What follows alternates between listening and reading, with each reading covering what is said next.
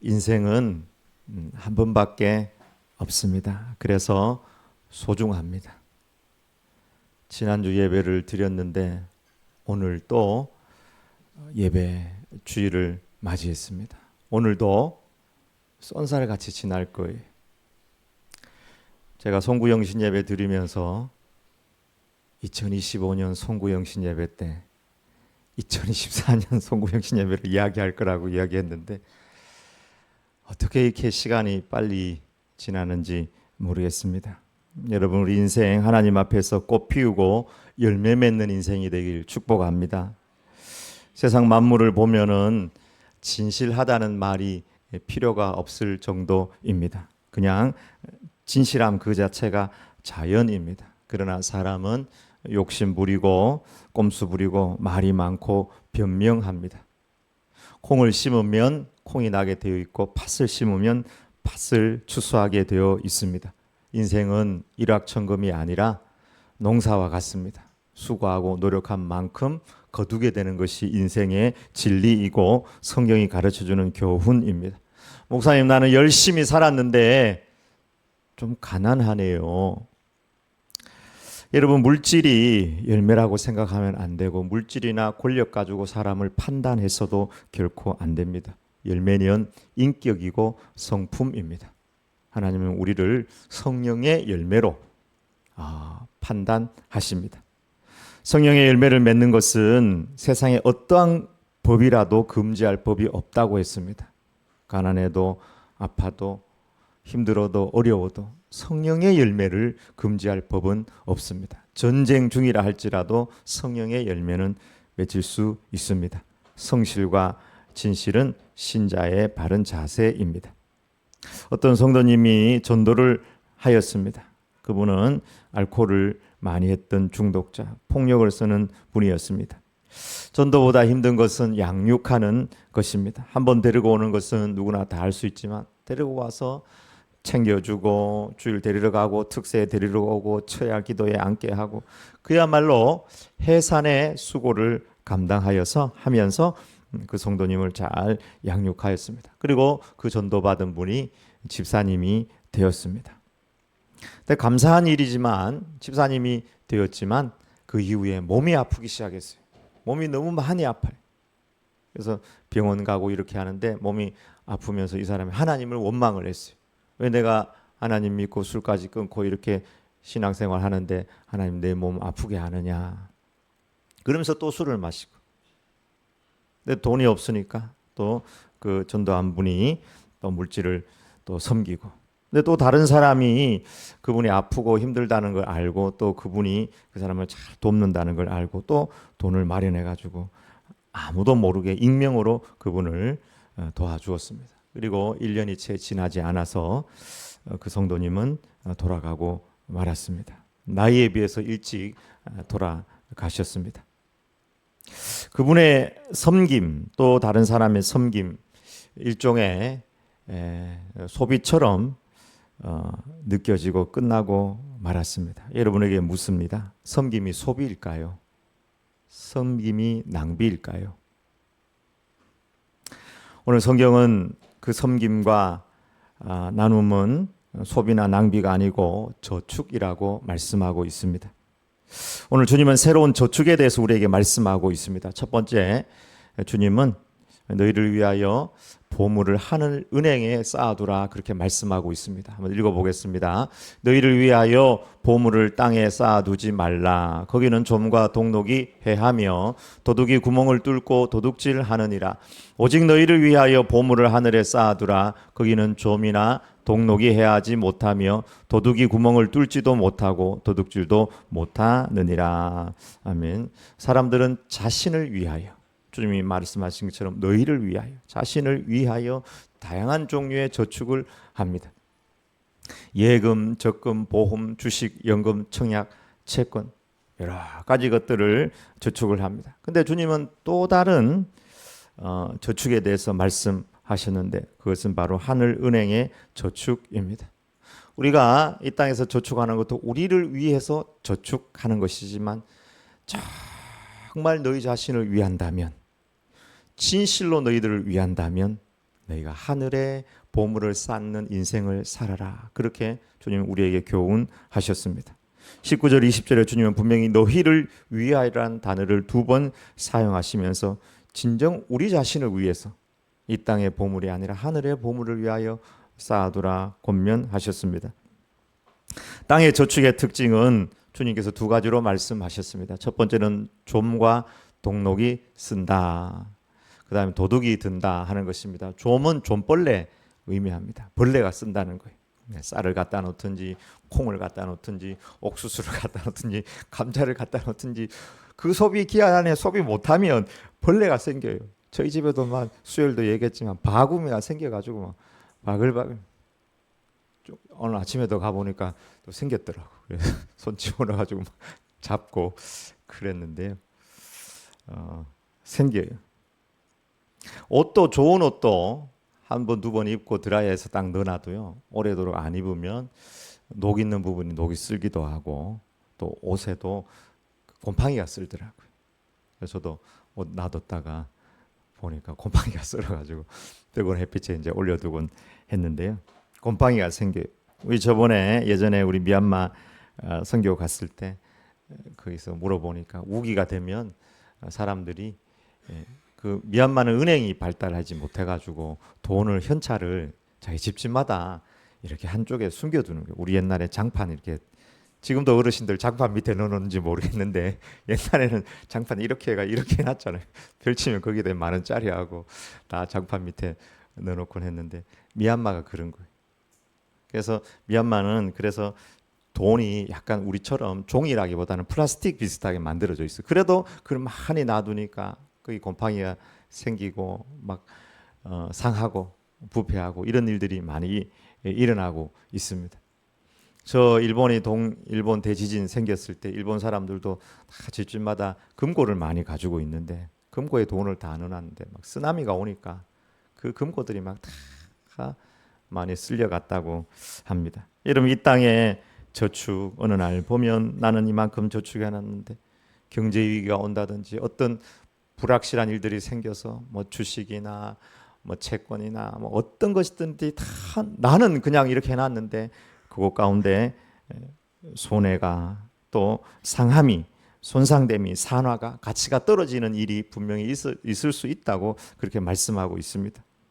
2번째 땅의 저축의 특징은 도둑이 든다는 거예요. 이스라엘 사람들은 돈을요 벽에다가 이렇게 구멍을 뚫어 가지고 거기다가 돈을 집어넣어 놓고 흙을 발라 놨답니다. 근데 반대편에서 뚫어 가지고 그 돈을 빼가 버리는 거예요. 어느 정도 넣어놨나 해가지고 땅에 묻어놔도 어디 숨겨놨나 해가지고 땅에 옛날 사람들이 땅에다 많이 묻어놨잖아요. 그래서 요즘에도 어떻게 땅 파다가 옛날 돈이 나오고 그러곤 합니다.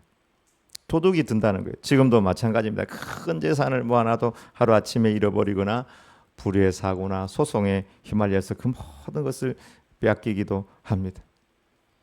경찰청 발표에 의하면 올 1월에서 4월 사이에 보이스 피싱으로 당한 피해가 4,261억 원이나 합니다.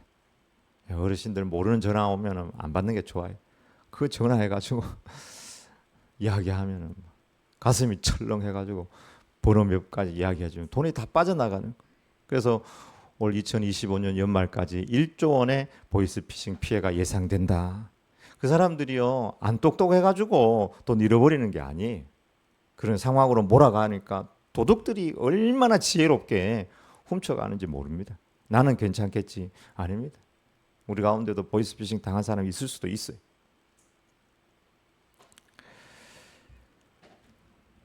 도둑이 훔쳐가요. 근데 그 도둑들이 보면 이렇게 보이스피싱처럼 전혀 모르는 사람일 수도 있는데 가까운 사람이 도둑이 될 수도 있습니다. 가까운 내 가족이 친족이 와가지고 내 돈을 다 이렇게 가져갈 수도 있습니다. 부모가 자식 돈을, 자식이 부모 돈을. 여러분 부모 재산은 부모님 것이지 자식들이 탐하면 안 돼요. 있다고 해서.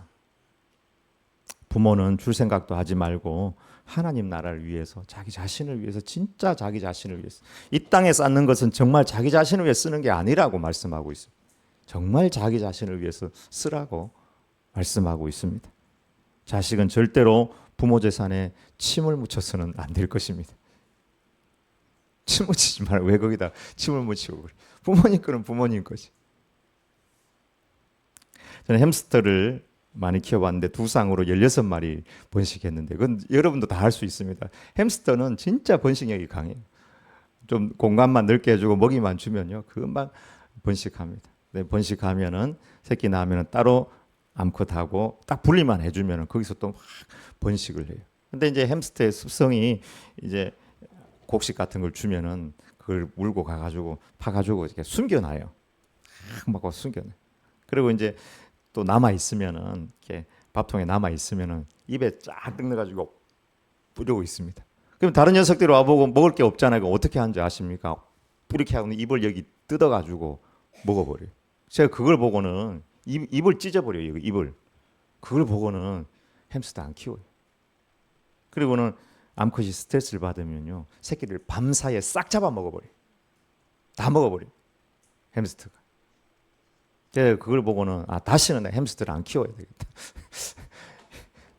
너무 잔인하다. 여러분 도둑이 좀이나 동록 도둑이 구멍을 뚫는데 근데 하늘나라 저축은행 하늘저축은행에는 결코 좀이나 동록이나 도둑이 구멍을 뚫지 못한다고 말씀합니다. 하늘저축은 무엇인가? 그것은 너무 분명합니다. 주님을 위하여 사명을 위하여 살아가는 것입니다. 그것은 섬기는 것입니다. 그것은 소비도 낭비도 아닙니다. 내가 그렇게 하면 소비고 낭비이다. 통닭 튀겨서 찾아가고 또 섬겨주고 한 거 세월 지나도 아무것도 없네. 여러분 그게 아무것도 없는 게 아닙니다. 소비가 아니고 낭비가 아닙니다. 하늘은행에 저축하는 것이라고 본문은 말씀하고 있습니다. 지난 세월 내가 섬긴 부분이 있다면 세상 어느 누구도 그 섬김과 나눔을 빼앗아 갈 수가 없습니다. 지난 시간을 어떻게 돌이키겠어요? 내가 그때 그 장소에 그 사람을 도왔던 거, 섬겼던 거, 그거는 어떻게 돌이킬 수가 없는 거예요. 도둑이 어떻게 할 수가 없어요. 내가 그때 했던 거, 그때 내가 좀 도와줬으면, 그때 내가 이렇게 했었으면 돌이킬 수가 없어요. 주변에 어려움에 처한 사람을 만난다면 여러분 저축할 기회이구나. 하나님께서 나에게 기회를 주시는구나 생각하면 됩니다. 꼭 물질만이 아니라 우리의 섬김도 저축입니다. 말 한마디로도 섬길 수 있습니다. 우리 속담에 말 한마디로 천냥빚 갚는다라는 귀한 속담이 있죠. 말 한마디로 천냥빚을 갚습니다. 반대로 이야기하면 말 한마디로 천냥빚을 지기도 합니다. 왜 잘해놓고 말 잘못해가지고 천냥빚을 지겠습니까, 여러분? 잘해놓고는 말 잘못해가지고 여러분 인생을 살면서 누가 나한테 뭐 굉장히 잘못한 것이 내 머리에 남습니까? 아니 그 사람 했던 말이 내 머리에 남아요. 다 잘했는데 말로 100냥 빚을 지고 500냥 빚을 지고 그러거든요. 믿음과 행복의 마음에서 감사, 축복의 말이 나옵니다. 그래서 주님은 여기가 거듭나야 된다고. 여기가 거듭나지 않으면 우리가 다 보고 생각하는 것이 부정적인 것 생각하고 부정적인 것이 여기서 나와요. 우리 말이 여기서 나오기, 마음에서 나오기 때문에 마음에서 악한 생각이 나온다고 주님께서 말씀하셨거든요. 그래서 주님께서 우리에게 요구하신 것은 너희가 거듭나야 된다. 거듭나야 돼. 여기가 변화되지 않으면 세상 어디 갔다 놔도 천국 갔다 놔도 그 사람한테는 지옥입니다. 여기가 거듭 안 났는데 어떻게 여러분 여기 우리가 천국을 살겠습니까? 천국은 여기 있다 저기 있다 할 것이 아니요 너희 안에 있느니라. 이 너희 안은 두 가지, 우리 안 그리고 어멍을 사용해가지고 우리 개개인 사이를 의미합니다. 관계 속에 천국이 있다. 주님께서 그렇게 말씀하셨습니다. 여러분, 여러분의 은행 잔고에는 무엇이 얼마나 쌓여 있습니까? 인생을 살아오면서 잘 먹고 잘 살고 계십니까? 하나님의 은행 잔고에는 얼마나 채워두고 있습니까? 혹시 텅텅 비어 있지는 않습니까? 주님은 주는 자가 받는 자보다 복이 있다고 하셨습니다. 받으려고 하는 생각은 미움이고 어두운 것입니다. 목회를 하면서 진짜 남모르게 섬기는 분들을 많이 보았습니다. 목사님 절대로 이야기하지 마십시오. 익명으로 해주십시오. 하늘 은행에 저축하는 분들입니다. 세월 지나버리고 저도 잊어버리고 그 사람도 잊어버리고 다 지나버립니다. 조음이나 동록이나 도둑이 해할 수 없는 냉수 한 그릇이라도 갚아주시는 주님께서 갚아주시는 그 하늘 은행에 하나님께서 다 기억하시고 채웠다는 말씀입니다. 하늘 은행에 저축하는 우리의 인생이 되길 주의 이름으로 축복합니다. 두 번째, 주님은 눈이 밝아야 된다고 그렇게 말씀하셨습니다. 이것은 영적인 시력을 의미한다고 볼 수 있습니다. 22절 23절 보겠습니다. 눈은 몸의 등불이니 그러므로 내 눈이 성하면 온몸이 밝을 것이요 눈이 나쁘면 온몸이 어두울 것이니 그러므로 내게 있는 빛이 어두우면 그 어두움이 얼마나 더하겠느냐. 아멘. 눈이 성하면이라는, 성하다는 헬라어로 하플루스라는 말인데 이 원어적인 의미는 나누지 않는 이런 뜻입니다. 깨끗한, 순전한, 깨끗한, 단순한, 나누지 않는 단순함과 같은 의미라고 보면 되고요. 순전하다는 말은 깨끗하다는 말로 보면 되겠습니다. 초점이 맞고 깨끗한 것을 의미합니다. 눈이 성하다는 것은 그래야지 사물 인생을 제대로 볼 수 있고 어리석지 않은 선택을 할 수 있습니다. 눈이 어두우면 나머지가 다 어두워요. 지난번에 저희 교회에서 어르신들 생일 잔치하고 가다가 한 분이 사실 넘어지셔서 골절 나서 병원에 계신데 오늘 내일 아마 또 다른 곳으로 옮기는 걸 알고 있는데 조그만 턱 밑에 나가다가 요 계단을 잘 못 보는 거예요. 탁 평지라고 생각하잖아요, 보통. 그죠? 근데 저희도 보통 사람도 평지라고 생각하는데 조그만 턱이 있는데 턱을 모르고 탁 헛밟으면은 근육이 있는 분들은 딱 버티지만 아닌 사람은 콱 넘어져 버린다. 그 자리에 넘어져 가지고 그냥 골절이 나서 119를 불러서 이제 싣고 갔는데요. 우리의 눈이 흐리면 그렇다는 거예요. 아무리 젊어도 이 영적인 시각과 영적인 눈이 흐리면 어리석은 선택을 하고 어리석은 삶을 살 수밖에 없다는 것입니다. 사도 바울은 주님 만나고 난 이후에 주님과 천국과 표대와 상급 위의 것을 향하여 달려갔습니다. 다윗도 마찬가지입니다. 다윗도 시편 27편 4절에 보면 내가 구하고 바라고 사모하는 것 오직 하나님입니다. 내가 여호와께 바라는 한 가지 일 그것을 구하리니 곧 내가 내 평생에 여호와의 집에 살면서 여호와의 아름다움을 바라보며 그의 성전에서 사모하는 그것이라. 이 세상에 만족감이 얼마나 많아요. 그 만족도 행복도 중요하지만 그것을 뛰어넘어서서 진짜 만족, 하이터치, 여호와의 아름다움, 하나님의 사랑의 너비와 깊이와 높이와 깊이, 나는 그것을 구하고 바라보고 사모합니다. 진짜를. 이게 내가 한 가지입니다. 이게 바울의 시선, 다윗의 시선도 오직 하나님께 맞춰져 있었습니다. 주님은 우리의 눈을 병들게 하고 침침하게 하고 가리게 하는 것 있다면 그것이 그 첫 번째가 물질이라는 것을 오늘 말씀을 통해서 언급하셨습니다. 물질 자체가 나쁜 것은 아닙니다. 물질은 객관적인 것이죠. 근데 이 객관적인 것이 우리의 욕심에게 딱 이렇게 오면 우리의 눈이 가려진다는 거예요. 옛날에는 그래도 돈의 엽전에 구멍이 있어가지고 돈이 와도 사람들이 보였는데 요즘엔 돈에 구멍이 없어가지고 돈만 가까오면 사람도 안 보이고 인생도 안 보이고 오직 물질, 돈. 평생 돈만 이야기하다가 인생 끝난다는 것입니다.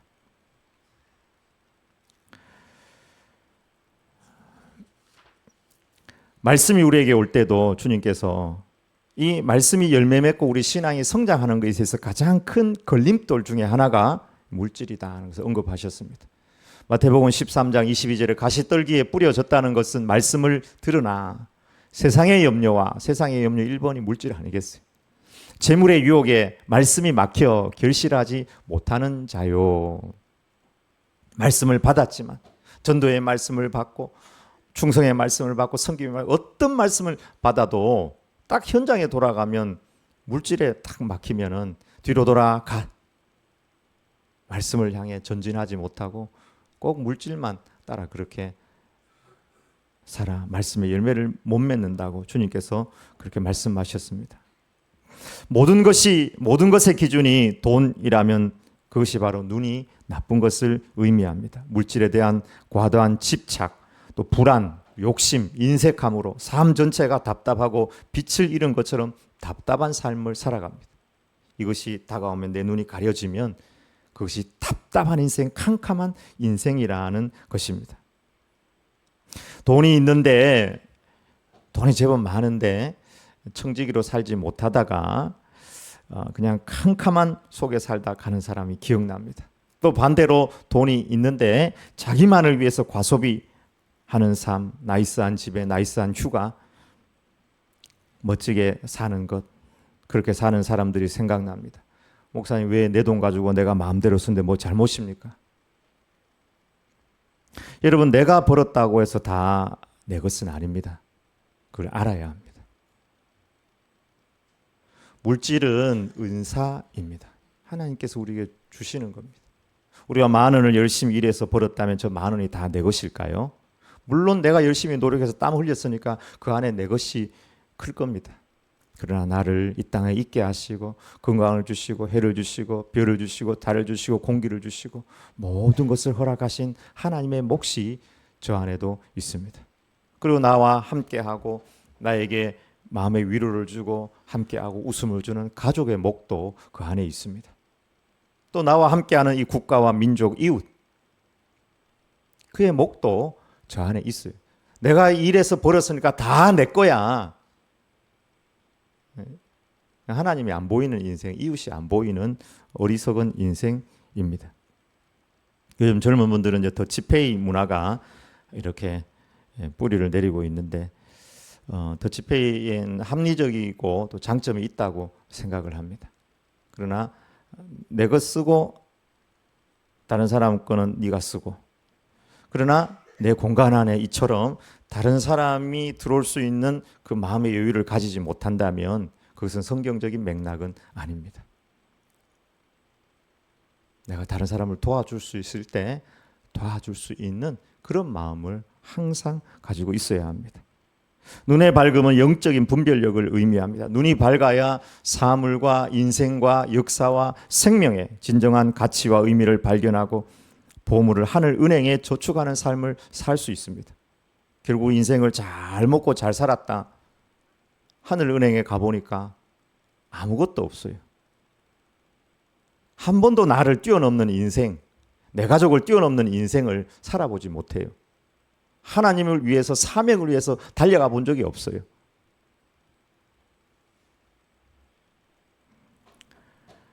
그것은 하늘 은행에 저축하는 것이 없는 인생입니다.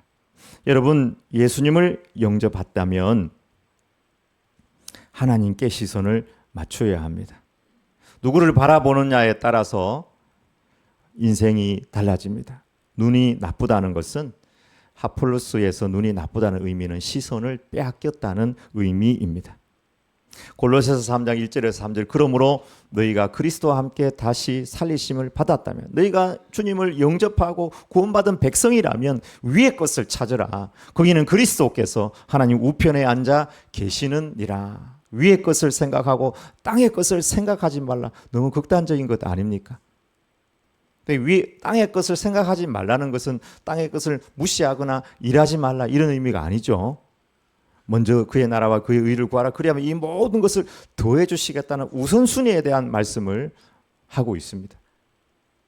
이는 너희가 죽었고 너희 생명이 그리스도와 함께 하나님 안에 감추어졌음이라.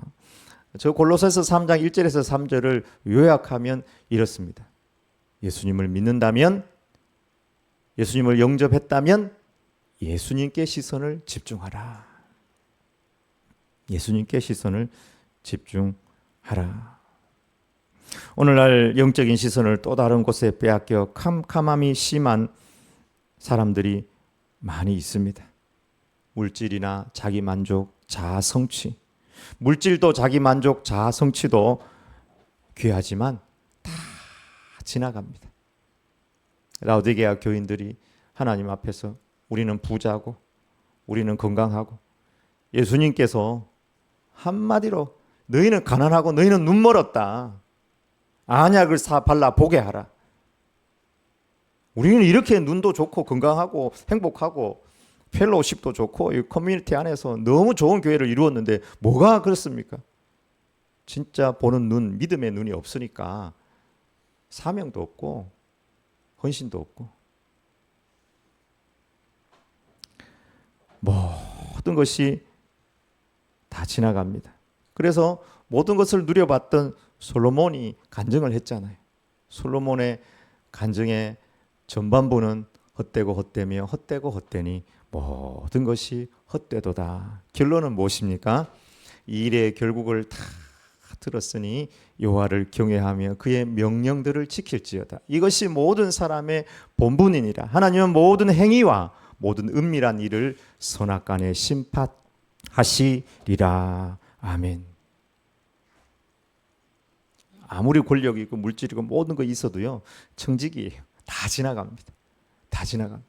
그래서 하늘에 쌓을 수 있는 그런 믿음의 눈, 시각, 영적인 눈을 떠야 된다는 겁니다.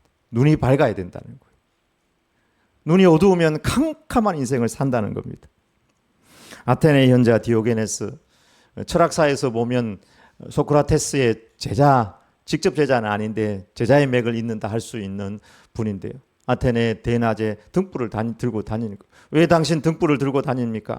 나는 정직한 사람, 진실한 사람을 찾고 있다네. I am looking for an honest man.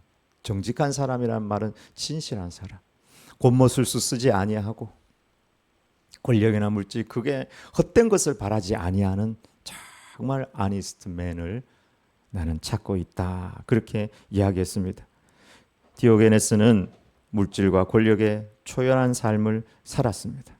그는 예수님보다 훨씬 앞서 있었던 사람이어서 예수님을 알지는 못했지만 적어도 물질적 욕망과 소유욕에 사로잡혔던 아테네 사람들보다는 훨씬 눈이 밝은 그런 사람이었고, 대낮에 등불을 들고 다니면서 그 사람들을 깨우기 위해서 그렇게 현자의 역할을 하였습니다. 우리의 영의 시력은 어떠합니까? 여러분 무엇을 자주 바라보고 묵상하고 생각하고 계신지 점검하시기를 바랍니다. 눈은 우리 마음과 영의 창이라고 할 수 있습니다. 보는 것이 내가 됩니다. 보는 것이 나의 시선을 가리게 됩니다. 술을 자꾸 쳐다보면은 술이 먹고 싶어져. 마트에 가면 마트 가장 중간에 가면은 술들이요, 전 세계 술들이 다 모여서 구역 예배를 드리고 있어.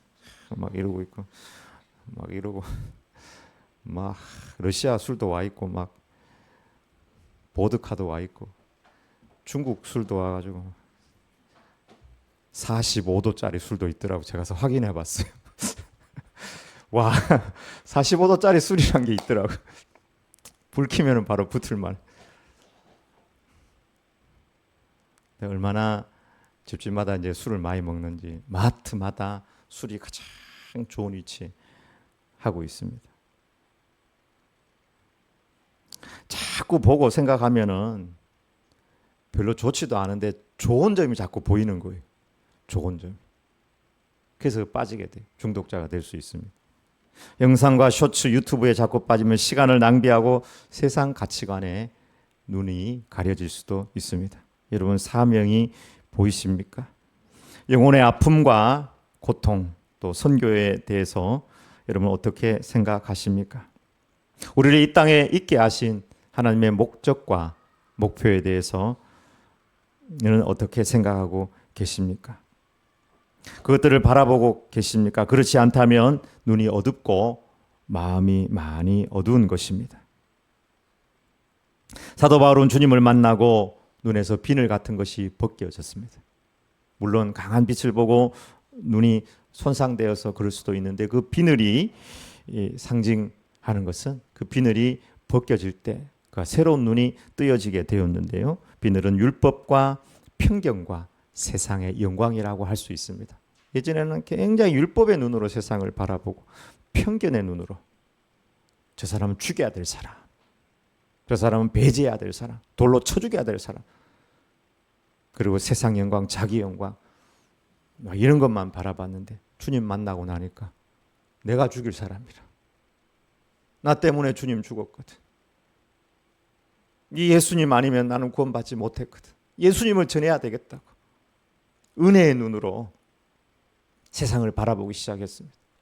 그래서 돌멩이로 때려 죽이는데도 일어서 가지고 또 전도하러 가는 거예요.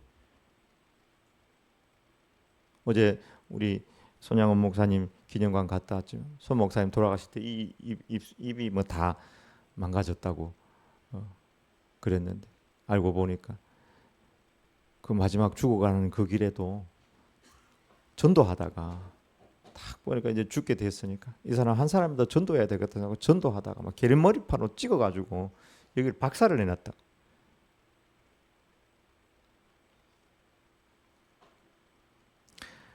사도 바울은 주님 만나고 소망의 눈을 가지게 되었습니다. 고린도후서 4장 17절 18절 우리가 잠시 받는 환난에 경한 것이 지극히 크고 영원한 영광에 중한 것을 우리에게 이루게 함이니 우리가 주목하는 것은 보이는 것이 아니요 보이지 않는 것이니 보이는 것은 잠깐이요 보이지 않는 것은 영원함이라. 아멘. 사도 바울이 소망의 눈으로 하늘 상급 바라보니까 좀 못 먹고 옷이 찢어지고 힘들고 어려운 거 오케이,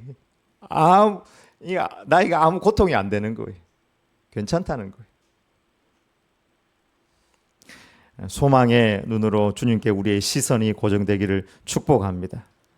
주님께 고정될 때 우리 인생의 진짜 밝음이 주님을 통해서 이렇게 열리게 될 것입니다. 착하고 충성된 청지기의 삶, 전도하여 영혼을 구원하는 주의 제자들이 다 되길 주님의 이름으로 축원합니다. 아멘.